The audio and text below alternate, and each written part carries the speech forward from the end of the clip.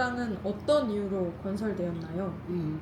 1943년쯤 되면 일본이 태평양 전쟁에서 폐색이 이제 짙어지기 시작을 해.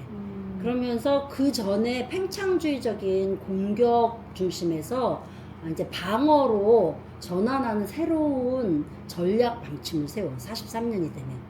근데 그 내용이 뭐냐면은 절대 방어권을 지키고 그다음에 항공권 중심으로 전략을 수정하는 거야. 이걸 왜 그러냐면은 미국이 이제는 오키나와에서 그 지상으로 들어오지 않고 오키나와에서 그 그러니까 그 공군력을 중심으로 해서 일본을 공격하겠다라고 하는 것들이 알려지기 시작을 하는 거지. 그래서 그러니까 동남아시아 지역까지 있었던 그런 군사력을 철수시키고 꼭 지켜야 할 지역을 중심으로 해서 지켜나가고 그다음에 공군력을 중심으로 해서 방어하려고 하는 새로운 지침이 내려오는데 그 지침에 따라서 한반도하고 일본 본토에 대한 중요성도 그 방어하기 위한 중요성이 강화되고 그래서 비행장 건설이 필요했지.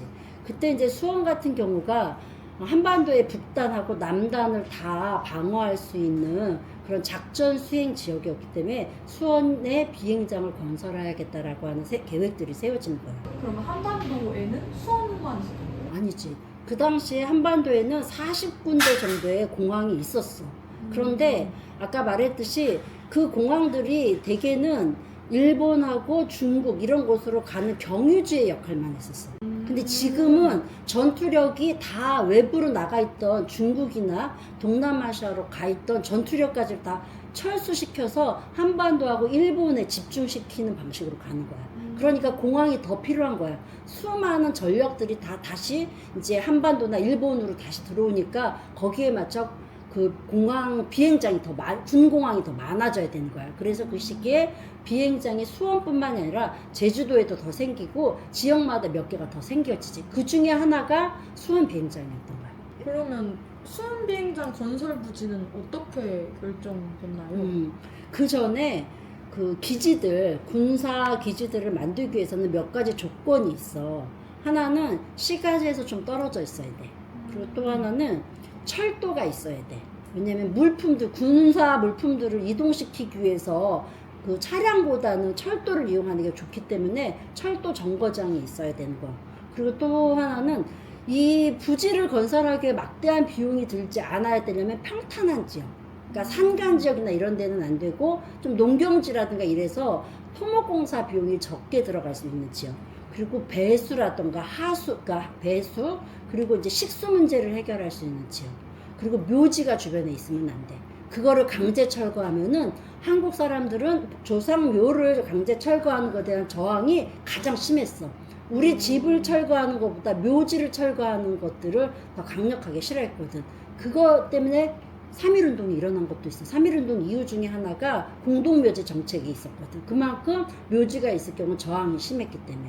그리고 또 하나는 가장 중요한 건 비행장 같은 경우에 주변에 산지라든가 산이나 이렇게 그 활주로에서 이렇게 올라갔을 때 동서남북 어디에도 주변에 그런 산지가 없어야지 원활하게 이착륙이 되기 때문에 그런 산지 지형이 없는 곳들, 그런 곳들을 찾다 보니까 수원에서는 장지동, 대왕교동이 거기에 딱 맞는 거야.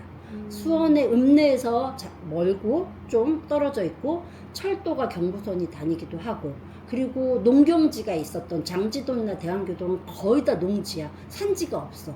그리고 묘역도 별로 많지 않았고, 그리고 이제 주변에 하천이 3개가 흘러.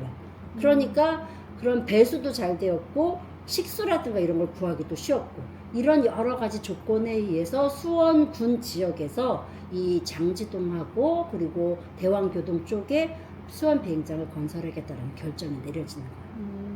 그러면 일제에서 먼저 수원에 하겠다라고 찍은 다음에 수원에서 그걸 찾은 그렇지, 거예요? 그렇지. 일본 육군성에서 그런 결정을 하는 건데 그게 43년 말경부터 결정이 되고, 그 다음에 44년 2월에 측량이 시작돼. 사실은 우리가 이 연구를 하기 전까지는 수원 비행장이 언제 건설되었는지 아무도 몰랐어. 아, 그래요? 자료가 하나도 없었어. 그러다가 어떻게 구체적인 사안이 이게 확인할 수 있었냐면은 수원에 한춘옥 씨라는 분이 일기를 쓴 거야. 일기를 썼는데 이분이 이 장지동하고 대왕교동 이 지역의 면사무소 직원이었어. 그런데 44년 2월 14일 날 면사무소에 딱 갔는데 면장이 그러는 거야. 우리 안용면 지역 그 장지리 평야가 수원의 그 비행장이 건설될 지역으로 결정되었다라고 알려줘. 그래서 그 사람이 그날 퇴근을 했더니 벌써 육군성에서 측량하기 위한 측량 기사들이 각 집에다가 폴대를 설치하고 측량을 시작한 거야. 그리고 그 여자 거기에 있는 그 갔더니 자신들 집안에 있는 부녀자들이 막 울고불고 난리가 난 거야. 쫓겨나니까. 그런 일이 2월 14일 날 결정돼. 그러니까 면 직원도 본인의 집이 철거되고 수용됐다라는 걸 그 측량되는 그날 알 정도로 긴급하게 이 일들이 결정돼. 그리고 또 하나는 그러니까 이분들이 그 2월 14일 날 그 결정이 내려져가지고 측량이 시작됐는데 그러면은 무슨 일을 해야 되냐면 살 집과 그리고 자기가 농사를 지어야 될 농경지를 빨리 구해야 되거든. 그런데 한 달 만에 이 집을 다 철거시켜서 새로운 집에 이사를 가고 새로운 농경지를 구하는 게 한 달 만에 이루어져. 그러니까 거의 강제적으로 거의 진짜 군사 작전이 펼쳐지듯이 이 수원 비행장 건설이 이루어지기 시작을 한 거야. 주민들은 그래서 다 쫓겨나. 다 쫓겨나고 근데 이제 쫓겨난다고 해서 아무런 대책이 없었던 건 아니고 안정면사무소에서 아마 좀 리스트업을 한 것 같아. 이분들이 갈 지역이라던가 그리고 소작농들이었거든. 여기에 살았던 사람들의 대부분이 땅을 소유했던 사람이기보다는 그러니까 소작농이었어. 그러니까 땅을 소유했던 사람들은 수용료에 의해 가지고 가격이 매겨지면은 그 땅값을 받아가는 형태로 강제적으로 시행이 됐다면은 여기에 살고 있는 마을이 6개였어. 자연 마을이 6개였는데 그 마을 주민들은 이제 가옥을 구해야 되니까 그 안용면 내에서 또는 안용면이라든가 그 주변에 있는 태장면 정도 2개리 정도 안에서 살 집들을 구할 수 있는 리스트업들이 좀 만들어진 것 같아. 면사무소에서. 그리고 소작지를 어느 지역 안에서 구하라라고 하는 그 소작지가 확정되어 있고 거기를 한 달 내에 이제 구하러 다니는 거지. 그 리스트업된 곳에서. 그러니까 이분들은 갑자기 너무 난리가 난 거야. 그래서 집을 구하기 위해서 동네를 살펴보면은 사실 그 동네에서도 다른 지역 사람들이 와서 자신들의 지역에다가 집을 구한다든가 농경지를 새로 구하는 일을 한다는 걸 당기지가 않아. 그래도 국가나 또는 이렇게 강제적으로 막 진행이 되니까 호응은 하지만 한 달 동안 그분들은 이제 그 집을 구하고 농경지를 구하려고 엄청난 고생을 하지. 어느 정도 지원이 있었던 거예요? 지원이라기보다는 사실은 아까 말했듯이 소작농이라는 지위 때문에 집 같은 경우에는 자신의 집을 뜯어다가 토지만 빌리는 거잖아. 임대료는 어차피 내가 내야 되는 거야. 지금도 내고 살았잖아. 토지에 대한 임대료를 토지 소유자에게. 그러니까 그러면은 자기 집을 뜯어다 거기다가 설치하는 거야. 다시 해가지고 동네 사람들이 지원을 받아서 그 털을 닦고 자신이 살던 집을 뜯어다가 거기다가 하고, 그 다음에 소작농지는 소작지를 지금도 소작지에서 농사를 지으니까 다른 소작지로 이동하는 그런 과정이었던 거야. 그렇게 해서 한 달 정도 후에 다른 지역으로 이전을 해갔는데 이게 개인적으로 구하는 방식이라면은 집단적으로 이전한 사례도 있어. 단독으로 개인이 가기보다는 집단으로 간 경우는 평리동 사람들인데 평리동의 지장계 사람들은 한 15가옥, 15가옥 분들이 동시에 이동을 해가. 그게 이제 동시에 이동을 할 수 있었던 이유는 미쓰비시 산하에 동산농사 주식회사가 우리 수원 지역에 엄청나게 토지를 많이 가지고 있었어. 근데 이제 지금은 고색동 지역인데 거기에 엄청나게 많은 임야를 가지고 있었거든. 그 임야 그 근방에 미쓰비시 계열 동산농사 주식회사의 토지가 많았던 거야. 거기를 소작하러 들어가는 거야. 그래서 15가구가 따로따로 안 가고 같이 이동을 해서 지금 현재 고색동 세터마을을 이루게 된 거지. 그 고색동지 우리 마을지 만들었을 때 세터마을 있었잖아. 거기가 원래 저기 지장계 마을이었던 살았던 사람들인데 수원 비행장이 들어오면서 강제적으로 이주했던 사람들의 마을이야. 그래서 마을 이름이 세터. 그렇죠. 그러니까 세터라는 자연마을 이름을 가진 지역들은 대부분 이러한 사회 경제적인 어떤 특정한 이유 때문에 집단 이주하거나 집단적으로 마을을 만들었던, 그러니까 새마을 운동 때문에도 세터 마을들이 많이 만들어지기도 하고, 이런 비행장 때문에 강제적으로 이주한 사람들이 공동으로 이주해 간 마을에 세터 마을 이런 것들이 생기지.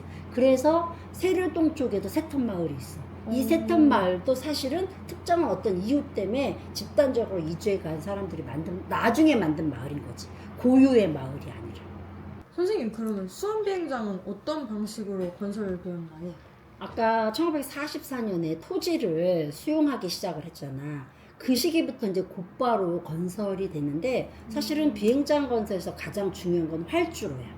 활주로를 건설을 잘 해야 되는 게 가장 큰 문제인데, 여기에서 이제 기술적으로 굉장히 중요한 거는 토목 회사가 있어. 그리고 거기에 건설 부대가 이제 와서 그런 기술적인 문제를 해결해. 근데 이 건설 과정에서 엄청난 노동력이 필요해.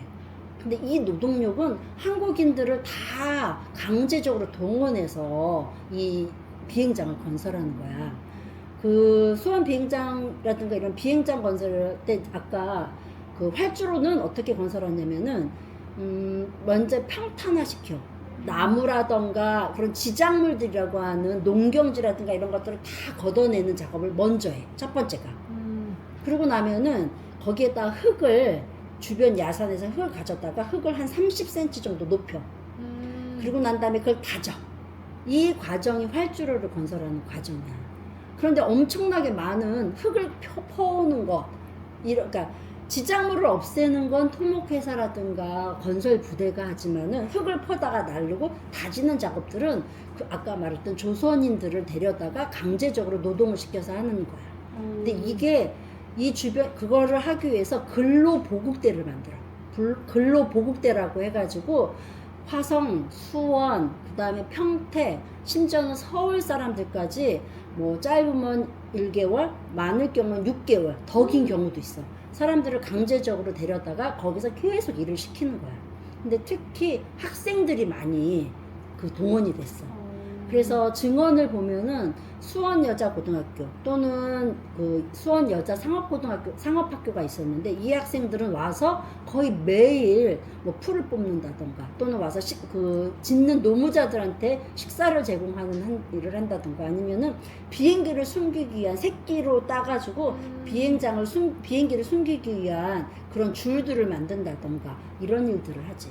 뿐만 아니라 그 조선일보사 사장이었던 방우영 같은 경우에도 자기가 중학교 때 서울에서 근로보국대로 끌려서 여기서 6개월간 일을 해.